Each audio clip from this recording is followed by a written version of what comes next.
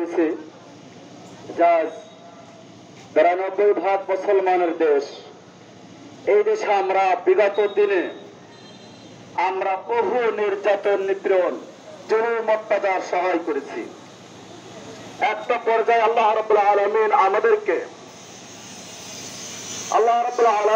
আমাদেরকে মুক্ত করেছেন।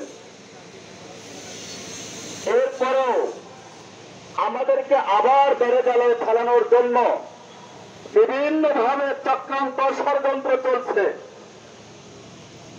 এই ষড়যন্ত্র আমরা বিগত দিনে দেখেছি যে ওদের মন্দির ওরা ভেঙে মুসলমানের উপরে দায় চালিয়ে দিয়েছে। ওদের ঘরে ওরা আগুন লাগিয়ে দিয়ে আমাদের মুসলমান উলামায়ে কেরাম, তাওহীদ জনতার উপরে দোষ চাপিয়ে দিয়েছে। আমরা মামলা হামলার শিকার হয়েছি। ওদের কলিজায় কত বড় দুঃসাহস জুগেছে যে বাংলা আজ এক প্রকার স্বাধীনতা অর্জন করেছে। এরপরও ওরা আদালত চক্রে, যেখানে বিচারালয় দিবালোকে আমার এক আইনজীবী ভাই সাইফুল ইসলাম আলিফ ভাইকে দিবালোকে কোটপাড়ায় হত্যা করেছে। এইটা কত বড় দুঃসাহস, কত বড় কলিজা! আর এই দুঃসাহস ওরা কোথেকে পাচ্ছে?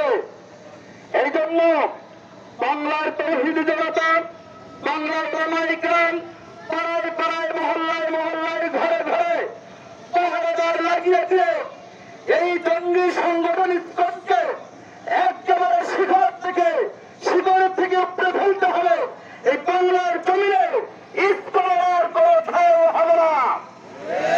সারা বাংলাদেশে পাড়ায় পাড়ায়, মহল্লায় মহল্লায়, গ্রামগঞ্জে পাহারাদার লাগিয়ে এক একটা ইসকনকে ধরে ওদের বিচারের আওতায় আনতে হবে।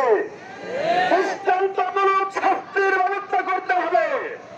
এবং বর্তমান সরকারের কাছে আমরা আমাদের এই বালিয়াকান্দির মাটি থেকে, আমাদের বালিয়াকান্দির স্টেডিয়াম মাঠের এই মহাসমাবেশের থেকে আমরা আবেদন জানাই, অতি সত্বর এই সংগঠনকে, এই জঙ্গিবাদ সংগঠনকে নিষিদ্ধ করতে হবে।